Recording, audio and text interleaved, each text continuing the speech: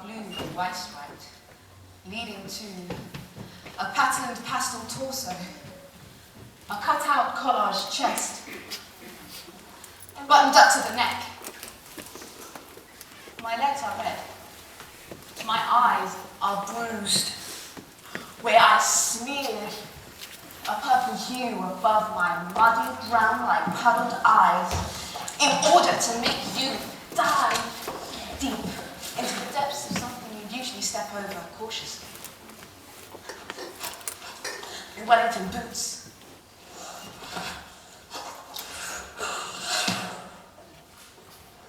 You see, I also used some silver lining so that your cumulonimbus eyes couldn't cloud my judgment. Although sometimes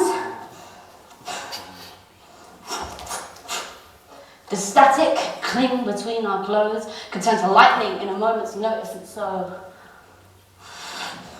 I ignore the thundering of my inner thoughts.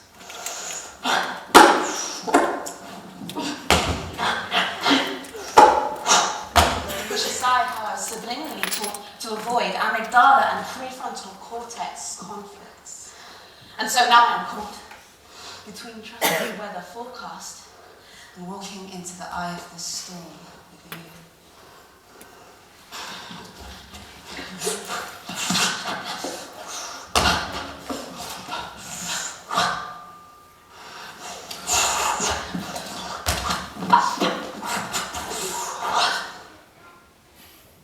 but maybe if we just held hands.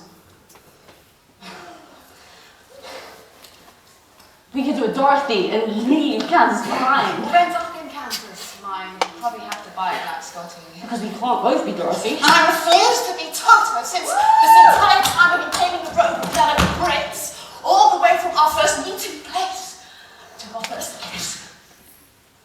So you might want to hurry up if you don't want to miss. Tracing our steps back to the actual meaning of this poem.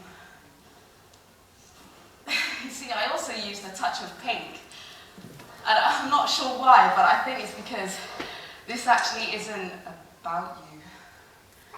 It's about the fact that from far away, you cannot see the subtle lines that define my face, the gentle contours that extend behind my cheekbones, and what I understand the least, but love the most, a smooth gradient from white to mauve above my eyelids. A colour palette to the soul. 1 centimetre of self-contained self-expression that somehow makes my heart feel whole. And yet, it's the same slightest shading I used to see as shadows that would eclipse me entirely. My self-worth, strength and personality sucked out through a short skirt. Sucked out for a skirt wearing, mouth bearing, face painting mouth. I'm wasting layabouts to have the audacity to pout.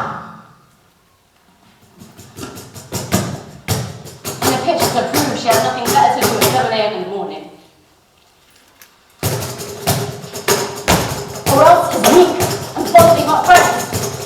Or else is so insecure that he needs to send out messages that she was badly penned to societal pressure to receive hand claps and validation for perpetuating this beautiful image of female objectification. What I choose to be an advocate of the lesser looks, but sharper, more clever, reads books, and also more interesting. She has no dating experience ever. But wasn't looking for that kind of thing anyway.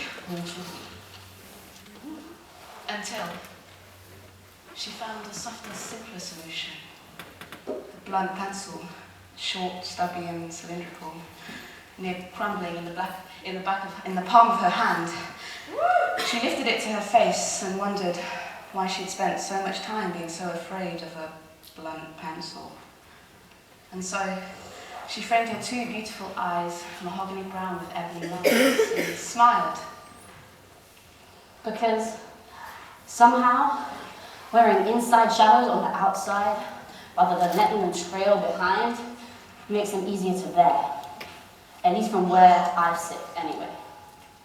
With my red legs, blue thighs, red lips, blue eyes, pastel pink and pink and white.